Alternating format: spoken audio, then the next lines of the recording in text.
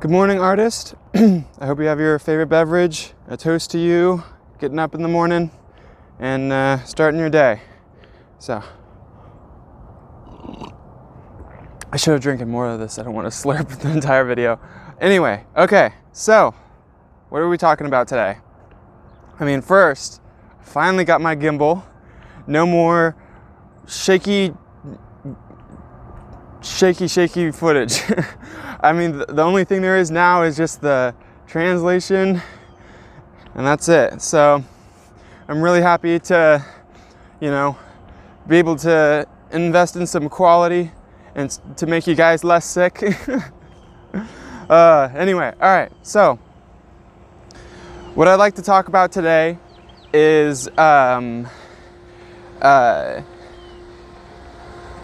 some insight behind this channel and a commitment I would like to make for you guys, and the educational part of this channel as well, and also wanting to get some feedback from you guys in that regard. So first, from this day forward, or whatever, from henceforth, or whatever the term is, from now on, I would like to stop calling this this channel, I don't want to call this Twigga Arts a channel anymore. I'm now going to be using the terminology of studio, because this is what this is what my goal has always been, is to create a studio with content that will entertain and also be good for the current generation growing up. So I'm a big nerd. It would be animated stories, TV shows, movies, about fantasy, magic, sci-fi, nerd stuff, but through a very unique, wholesome, accessible to kids, but not specifically for kids. I want the whole family to enjoy, anyone of any age. And yeah, so I'd like to talk a little bit more about that. Oh, I don't want to go that way. This is the weird thing about this gimbal, is it doesn't turn. I mean, it makes sense. It's trying to stop rotation, so turning is rotating. Yeah, so that's what this channel is, and I've always felt that when you pursue art, you're not really pursuing an art education and then art. That's not really how it works. I think it's more accurate to pursue art and understand that art is an education. That you don't really graduate from art. Every single project you work on is unique and different. So that leads me to my second topic, which is the more educational part of this channel. And I'm thinking maybe I should do like a two channel thing, where one's like clearly education and one's clearly for what's the word? Yeah, clearly for education. Just one for entertainment, one for education. I just want to say it straight. All right, so, another thing. Oh, sorry, my alarm just went off. Hi there. Hi. Oh gosh, my alarm talks to me. It's so obnoxious. There's something I wanted to talk about in the category of education and art in general, actually. I don't really talk about this much. I actually kind of keep it to myself, because I feel I don't know, I was just concerned in the past, but now I feel I have a different perspective. I'm a dyslexic artist. I pursued art because I'm dyslexic. Spent my entire childhood being like, I hate school. And then when I discovered art, I was like, oh, specifically animation. I was like, this is all visual and auditorial. I can do this. I can make this my career. So I got very excited and started pursuing art, and it's been awesome. But a problem that I feel artists run into, dyslexic artists, is that there's not really a uniformity of how studios run, which makes sense. You know, every studio is its own. And so sometimes I'd enter a studio and things were very streamlined and user-friendly and very, let's just say, differently able person-friendly. So, and that's great. And I feel like I'm the most efficient in those studios. And I think all of us dyslexic artists are way more efficient in those studios. But you know, not all studios are the same, so I kind of wanted to make a part of this channel a service for that. You know, I wanted to create a community and a resource and a support place for dyslexic or ADHD, any, you know, learning difference that you may have.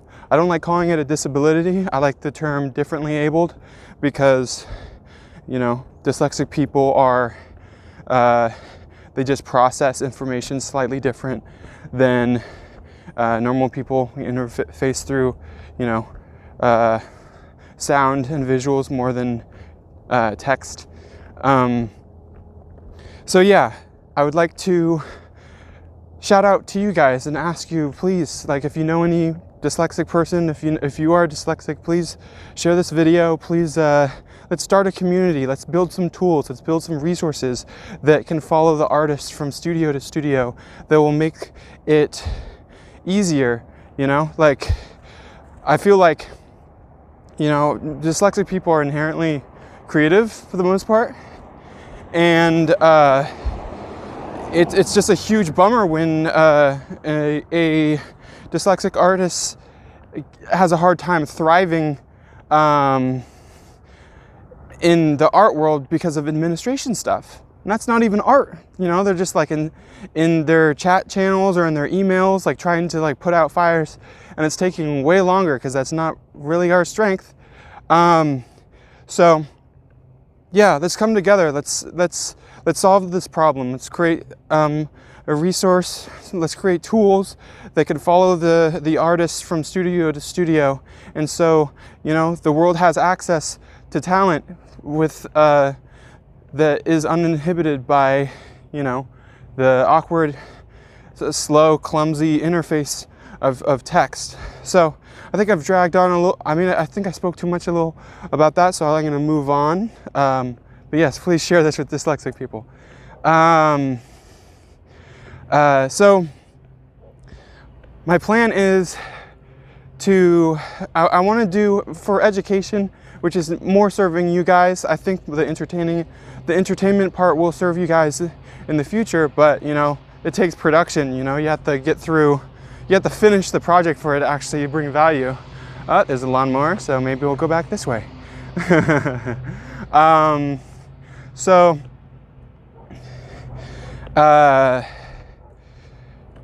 Yeah, so there's education is kind of in two ways. There's like the fundamentals of animation, which I think the online schools have really taken care of. And if you guys go to that, then that'll be a great resource for you. I think I want to do a little bit of that as well. Obviously mine will be free. But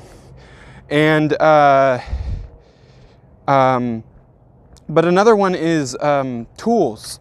You know, there's a lot of really helpful tools out there that are kind of intimidating when you first look at it, but I think that I can make these tools more approachable.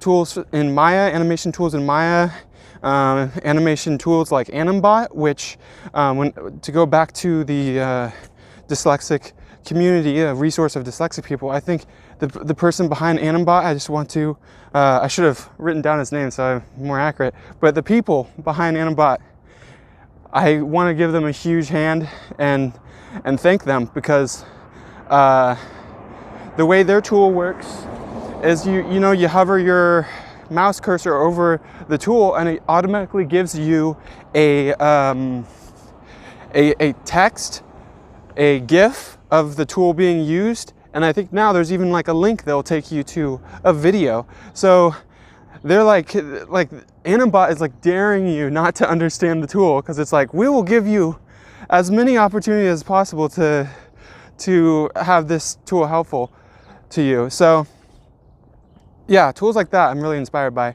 So I think I'll call those series of videos like 2-Minute Tuesday or How To Tuesday or something. It doesn't necessarily mean on Tuesday, but just a tool that can, a video that will be very short that kind of goes over tools and why they're helpful for the industry, and maybe I can give it a rating of like, how often do I use this tool in my animation process, and then so you can understand like, okay, like this is helpful, but this is really like, when you're in this specific pickle, you don't need it all the time, but at least you'll know, and whether or not to put it to a hotkey or not. So there's that, and the other side, I think, like I said before, like when it comes to the fundamentals of animation, I think how I want to be doing that is really more towards like, I'll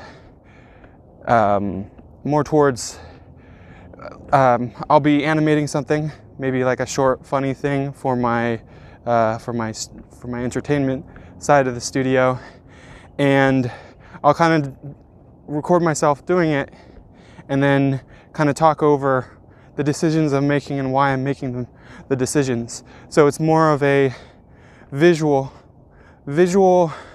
walkthrough of how an animator thinks and how an animator works. So I think that would be a really, really fun thing to watch. Yeah. And I think I want to put it in more of like a challenge way, like animate something kind of challenging that I don't even know if I can animate. Like, so it's kind of has a suspenseful element of like, oh my gosh, how is he going to pull this off? And maybe I will, and it'll be awesome. Maybe I won't, and it'll be hilarious. Either way, it'll be good for you guys, because you'll be learning what to do and what not to do. Cool. So there's that. And then I guess another thing I wanted to talk about is there's a tip jar in the description of this video. So if you want to help this channel financially, you have access to that. But way more importantly than a tip jar, please subscribe. And like I was saying about the dyslexic stuff, please share this video to artists who are wanting a community. So cool, let's create, let's entertain. Have a good day, guys.